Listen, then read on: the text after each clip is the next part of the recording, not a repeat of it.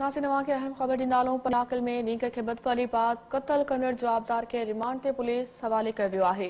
Police पारां जवाबदार खे सखर जी अदालत में पेश कयो वियो। अदालत जवाबदार खे 14 ॾींहनि जी रिमांड ते पुलिस हवाले करे छॾियो आहे। पनियाकिल में नींगर खे बदफली बाद क़त्ल कंदड़ जवाबदार खे रिमांड ते पुलिस हवाले कयो वियो आहे। पुलिस पारां जवाबदार खे सखर जी अदालत में पेश कयो वियो।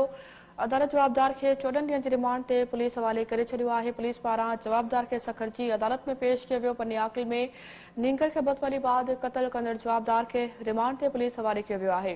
पुलिस पारां जवाबदार खे सखर जी अदालत में पेश कयो वियो। अदालत जवाबदार खे 14 ॾींहनि जी रिमांड ते पुलिस हवाले करे छॾियो आहे। अहम ख़बर नाज़रीन नवां सां शेयर कयूं पिया। पनियाकिल में नींगर खे बदफली बाद क़त्ल कंदड़ जवाबदार खे रिमांड ते पुलिस हवाले करे छॾियो आहे। पुलिस पारां जवाबदार खे सखर जी अदालत में पेश कयो वियो। अदालत जवाबदार खे 14 ॾींहनि जी रिमांड ते पुलिस हवाले करे छॾियो आहे।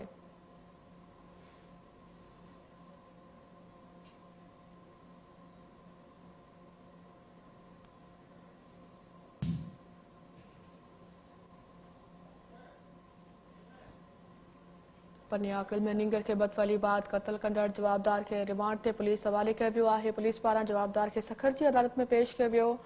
अदालत जवाबदार खे 14 ॾींहनि जी रिमांड ते पुलिस हवाले करे छॾियो आहे।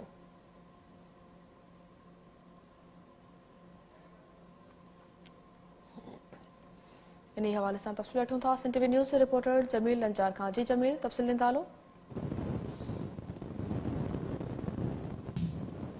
जी बिल्कुल जो पनवाकिल भरसा नींगर आफाक बागो के कत्ल करे जवाबदार फरार थी वियो हो। उन हवाले से पनवाकिल पुलिस एसएचओ जुल्फकार चाचड़ जगवान में पुलिस पार्टी जवाबदार शफीक जतोई के 24 कलाक के अंदर गिरफ्तार करे अज उनके दहशतगर्दी तौर अदालत सखर में पेश किया जिते जवाबदार के 14 ॾींहनि जी रिमांड से पनवाकिल पुलिस के हवाले किया वियो आहे। इन हवाले से मेरान कॉलोनी में जवाबदार नींगर के बदफैली बाद कत्ल करे फरार थियल उनके जवाबदार के पनवाकिल पुलिस एटीसी कोर्ट सखर में पेश किया जो 14 ॾींहनि जी रिमांड थियण खां पोइ पुलिस उनके जो एतराफ़ बयान भी जारी किया है जैमें जवाबदार ॾोह जो एतराफ़ कंदे चए तो पियो त खेसि मक़सूल आफाक अमन के वठी करे मस्जिद जी 3 नंबर छत ते वठी वियो जिते उनके ज़्यादती जो निशानो बणाए। ठीक है जमील, बड़ी मेहरबानी अवां जी।